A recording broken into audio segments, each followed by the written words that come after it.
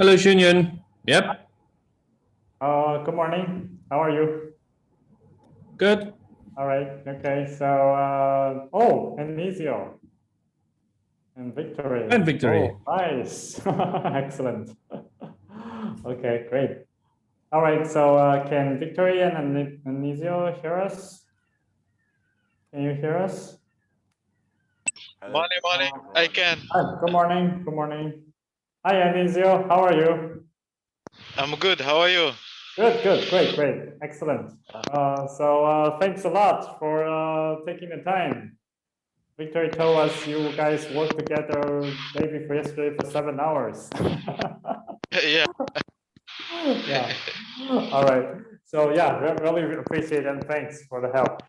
So yeah, so Victory, can you hear us? Yes, I can hear you. All right, great. So Victor, you'd like to maybe start by giving us some updates on how are you guys doing on that front? Yeah. On your front? Okay, go ahead. Go ahead. We're good. We're good. So I'm just gonna share the piece of code by Okay. Okay. yeah, which I have Go to ahead. say it explains a lot. By looking at this code, it sort of explains a lot the difference between like a student and a professor. But that's it. Okay, there is a reason why he's called a professor, right? Yeah, yeah. Okay. But yeah, wow. So I think the most of yesterday actually I spent trying to just study the code, Mhm, and a lot of it makes a lot of sense. Okay. There was still some tricky part I'm trying to understand, but it's all good. I was also not sure if Professor Herman is on campus today. Thinking of I am. Yeah, I'm on campus today. Yeah. all right, all right, okay. Um, anyways, I'm guessing SPS node means special publish subscribe node. Yes. So you'll see I have something called a spatial publish subscribe node that basically implements the SPS API. And I just had a subscribe to channel and a subscribe to area. I think the move function, the move API is not there, but that's not a big thing. And then the vast node is basically the thing which, in my mind, would join the vast network and get get an IP and things like that. So And that's also the thing you'll see that. Yeah. So that's I mean, more. the only real reason for that was, I mean, in the real system, you'll have a node joining the vast network. And that's the thing that will tell you who your neighbors are and what your ID is. And if you want to, that's the thing that will actually, that you'll say, okay, send this message to the node with this ID. Okay. Okay. With regards to the VAS, and I think that's probably a question for another time, but just in theory, the partitioning, does it occur at the nodes layer or at the matcher or just after the, oh, how do I put it? At the matches connected through the Voronoi overlay, or sorry, at So the it matches, yeah, yeah. Yeah, go So ahead. it would actually be at the matcher layer, I think. So your matchers would all be part of the vast network, and then all the other nodes would be clients of a specific matcher. But you would still need to, I mean, you still need to join the network somehow that you can basically um, find out what the matcher IDs are of the area that you should join. Um, Yeah. so at the moment, the vast network or whatever is basically just a way of being able to have a record of all the nodes in the system, and also so that's basically that global or singleton reference that allows you to translate IDs to interfaces, network interfaces. Makes sense. Makes sense. Sorry about that. All right. Let me. Okay. So I noticed I sort of understand how all of this is working in terms of the print and the. Okay, I don't know if you want to see this run. Shenyang. Sorry, Sure, simulator. yeah. Simulator. There. So, So I noticed there was like so if you notice in the simulator, the nodes are sort of generated. And please, Professor Simon, please correct me if I'm wrong, but we have nodes being generated, some to subscribe to a channel called test. That's for the channel base now, and some to subscribe to a channel called test 2. And also publishers, different publishers publishing to, the different test channels. And in the first case scenario, the goal was to both subscribe and unsubscribe. So Yeah, that's sort of it it was just a way of testing that both the matcher and a normal node can basically subscribe, unsubscribe, and publish, and then that the right nodes actually receives the publication message. yeah.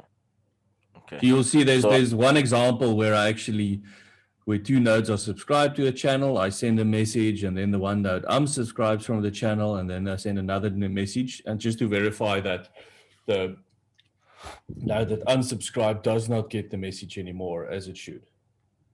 Okay. Yeah, it's quite an interesting. it's very interesting piece of code. And then it's basically the same concept for the spatial pub sub, except that now you have an area, and I use the same principle of a position and a radius, which you also had. Yeah. And then I think the last part was just like, okay, now if we assume that it's spatial nodes, which doesn't know anything about IP addresses, does it still work? So that was just like an extra, that was basically just to see if there's a separation between the spatial pub sub node and the call it the vast node if you want to. So that's more as if you want to think about it at abstraction that I wanted to make certain is working or is independent from each other. All right. So just staying on the spatial sub, I do remember seeing this part, and I was struggling to sort of understand what was going on here in terms of the equal. I do know I saw references to it somewhere in the matcher node where you were checking for area. Sorry, this oh sorry, let me just search for it. Yeah, there. Yeah. So if area equals subscribed area, which is I'm not really sure I understand what's going on here in terms of getting the values, but this part it's almost like saying return x1 equals to x2. Okay, so what happens so that part over the equal part is just to see if there is because basically when you want to say, okay, I have when you add a subscriber or you remove a subscriber, what you need to do is you basically need to let me just fix something quickly here. You want to check for redundancy? Is that what you're trying to say? Yeah. So there's a list of areas and their associated subscribers, right? So if you say, okay, I've got a second person or a second node subscribing to the same area, then you want to add it to the list of subscribers, which means you must be able to uniquely identify an area in the dictionary. So the equality sign was just a way of saying, are these two areas equal to each other? Okay, so that's why there was an equality sign over there. But then it's not good enough to say it's just overlapping. You want to say, is this area equal to the other area? And the only reason for that is so that you can basically have a list of a dictionary of areas, so that has subscribers associated with them. And then you can add to them and you can remove from them. That's the only reason for that. But when you do the publication, what you're doing is you're looking at all those areas and you say, does the publication area overlap with any of the the subscribed areas, because unlike channel-based PubSub, in spatial-based PubSub, you can have a publication overlapping with more than one area, and then you basically want to send that message to both those areas. Does that make sense? Yeah. I actually didn't think of that. Okay. Yeah. So that's fine. Thank you, sir. So if you go back, let's just go back to the simulator. If you notice what's going on here is, there's subscriptions going on. There's the ID being saved to the dictionary, and then somewhere down, the IDs are being removed, which is basically showing that they're being unsubscribed. Okay, so I'm just Yes, yeah. I mean, okay. So what I should add is that the way of going through those subscribers, that's a very inefficient way of doing it, and there are better. I mean, because it's basically a linear search through it, and that's really a bad way of doing it. But for the moment, I'm guessing the test-driven development sort of comes into a situation like this, like it's there's actually no test-driven development here. I should actually have done that, but I didn't. But because there's no automated tests being run. I mean, there are. I mean, I can check the log and check if it's working correctly, but I mean, there's no automated tests being run, which is actually what you should do in a situation like this. But anyway, so what I'm saying is, when you search through the subscriber list, I mean, for a spatial, you should actually use something like a KD tree or a binary. You should use a more intelligent way of searching through your subscribers. But that's a problem you can solve when you do the scaling of the system. So that's fine. Thanks, sir. So yeah, I noticed basically the simulation is sort of generated properly here. And if you notice, Shenyan, so it's quite a, yeah, it's good code. Let me just summarize it there.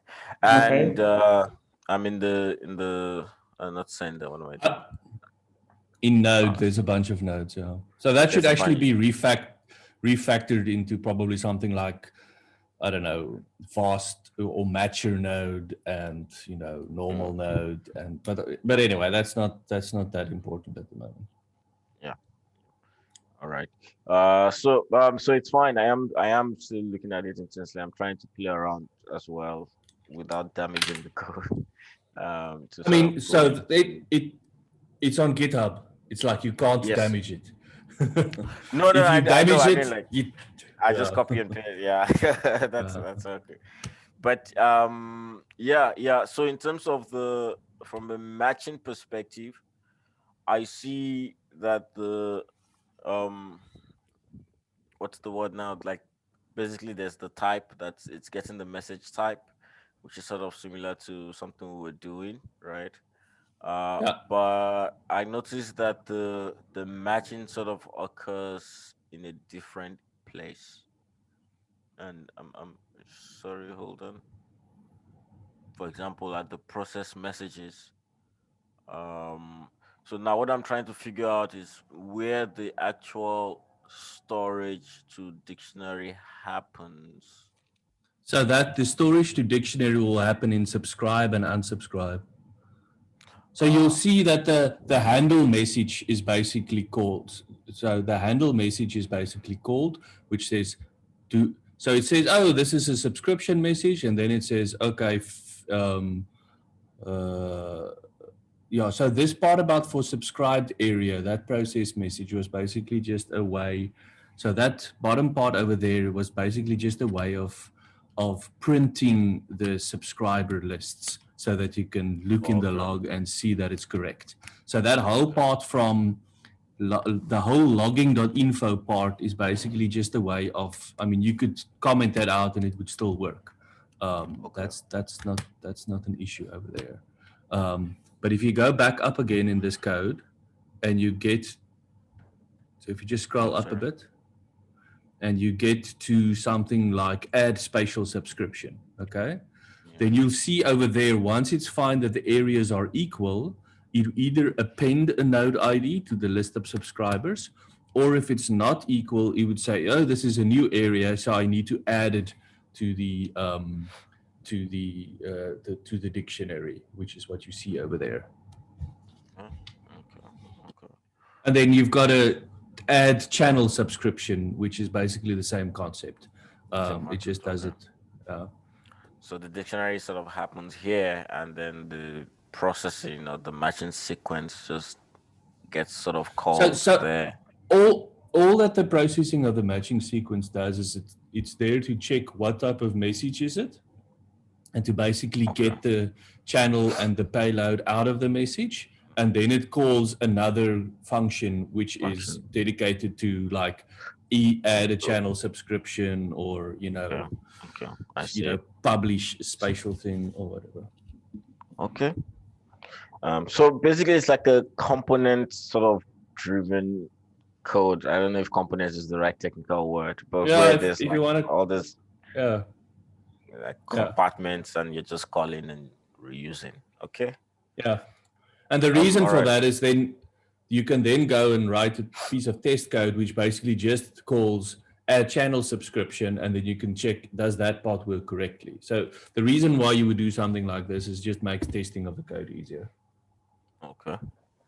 No, that's fine. So at the moment I saw that you played around with the connector as well. Sorry, Shinji, I'm asking so many questions. No worries. Get to know it. I actually did that sometime yesterday. I think yesterday afternoon or something. I got a UDP, a real network working as well, which uses UDP. So I'll just push that as well. The only thing I haven't tested is that it would if you actually run it on separate physical hosts, if it would also work correctly. But I'll do that at some point.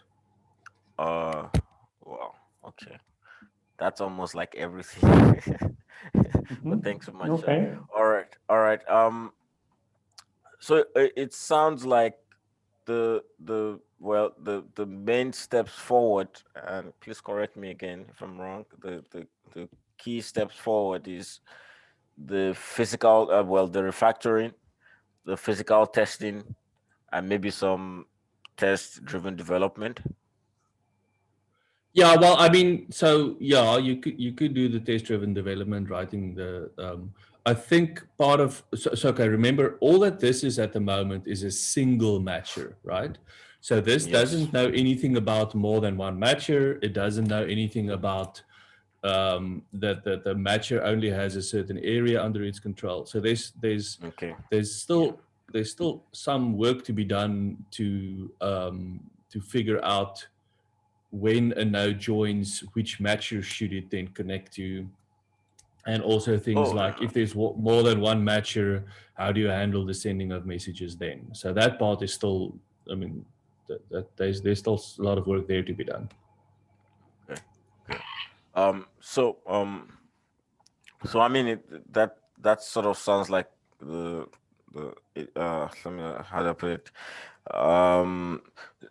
So it's almost like the matcher sort of has to be now be reconfigured for sort of for multiple entries, like multiple matches. So at the moment this is for one, right? Yes, yeah. But this is for one. So I'm just trying to see where it's generated. All right. So if you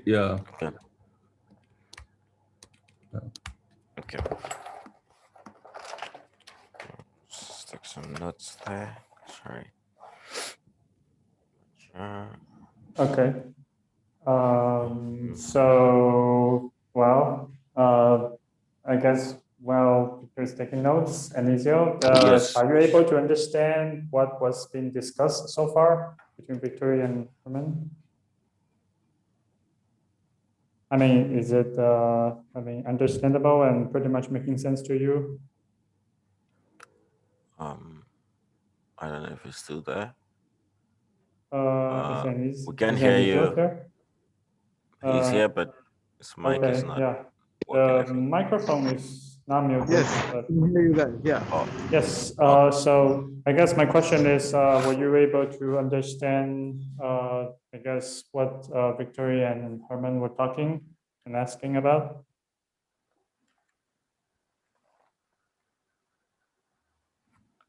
Hello. Just Okay, take a snap. all right. It's really bad. All right, so I guess, okay, if Anizio is not able to speak, it's, okay, Victor, please confirm with him later, all right? All right, Just, I will. just to make sure that, Anizio, understand, I guess, the current code as What's well, going on? which I think he probably will not be a problem for him. No, he did. Yeah, I think yeah. he saw like a section yesterday that was doing the area matching. And he was Okay, like, wow, that's what I wanted to do, but well, okay, all current right, one was good. done. It's done better. Okay, great. All right, that's good. That's good.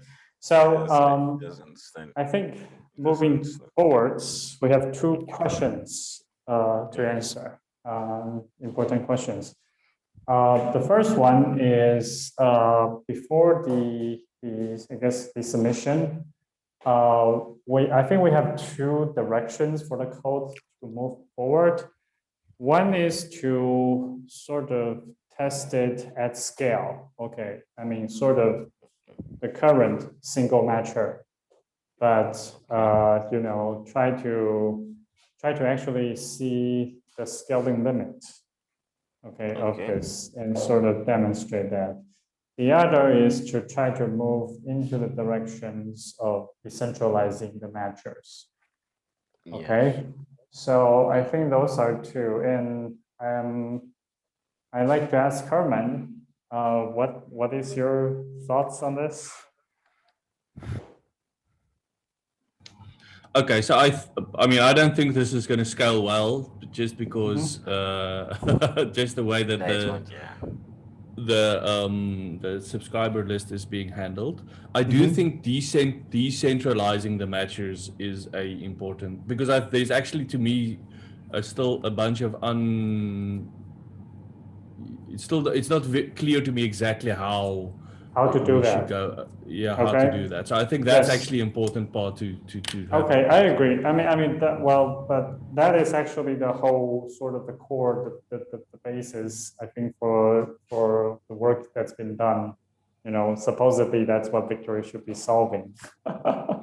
Okay, so I agree, but I'm talking about before the actual submission. For this, Because I think it's about 3 weeks, right? From the, that's right. yeah, it's about 3 weeks. So I guess go ahead. My question is, what should we do? Yeah. Okay. If we have this and we can basically run this on real nodes, like the Raspberry Pis that I have over here, and we can basically pretend and basically have them move around, or not even move around, but be in a specific virtual area, and then and then see the scalability of the system. Then I think that would be like an indication that there is a preliminary system, and we are able to do like the matching and at least in a centralized manner, we're actually able to do that. Okay. Yes. That is actually, so you think that's something we can do? I mean, maybe in a feasible time frame? Yeah, I think so. Okay, all right. So that's what I thought too. I think maybe at the current point, I mean, the decentralizing matcher, that is actually the whole of the work. But for now, I think try to basically demonstrate, right, that this is, I think right now, this is already a simulator. So it would be nice to demonstrate that, for example, one, it can work in a physical real network. And secondly, it does have some scaling limit, okay, as can be clearly seen by some measurements, right? I think that would be good enough. Okay. Just a quick question. Yep. From a theoretical perspective, now it looks like it should be feasible. Is it possible to sort of combine Docker with physical testing, where there's maybe 2 Raspberry Pi nodes as well as 10 other Docker nodes, and they are sort of all connected to this Raspberry Pi? I mean, in theory, it should be possible. I think so, yeah. So I think because Docker is just a way of basically having some virtual nodes there. So you would need to have one machine which has a bunch of simulated nodes on it. And as long as those simulated nodes can communicate with a real network, then yes, you should be able Then to it do should be something like fine. that. Okay. So in theory, if you can have a single node that works with the physical network layer, then you should be able to run a bunch of them using Docker containers, essentially. Yeah, yeah. All right. So you could even if I push the code for the real network, then you should be able to do it on Docker. The only assumption that you will have to then build in is that you'll have to assume that all the nodes has a list of node IDs and their associated IP addresses. You'll have to make that.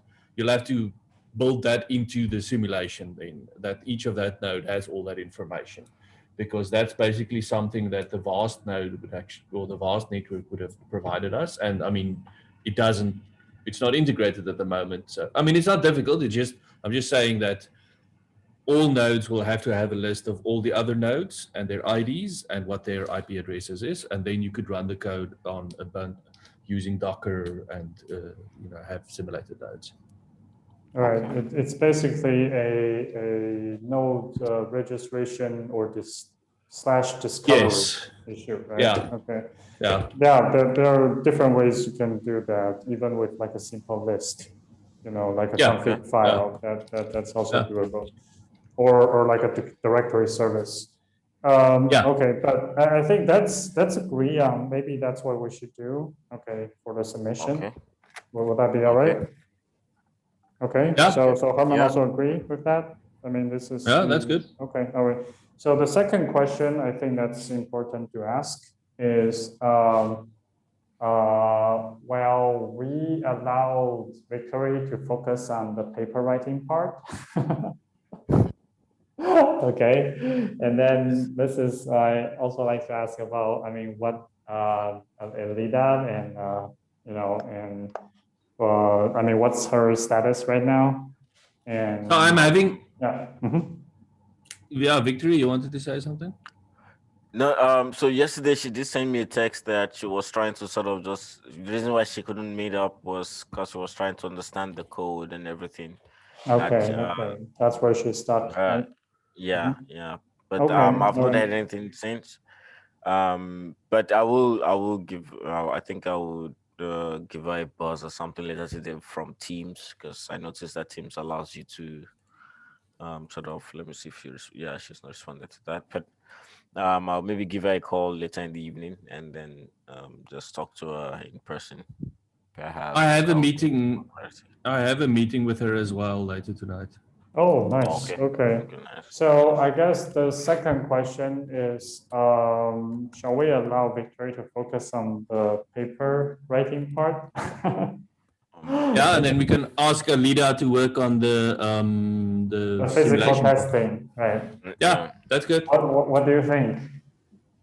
Sounds We can do that. Okay, all right. The reason, again, why I am suggesting or recommending this is I do believe that it's going to take, dedicated work and attention to simply writing the paper, and make sure that it presents well. And also, I think at least we need to give a preliminary design, as to how we are intent to decentralize the natural functionality. Okay, I think that is something that should be in the paper. So if we can free Victory from actually coding, I think it's still necessary and important for Victory to understand like what's going on right now at the regarding the implementation part. But I mean that could be just like some like knowledge.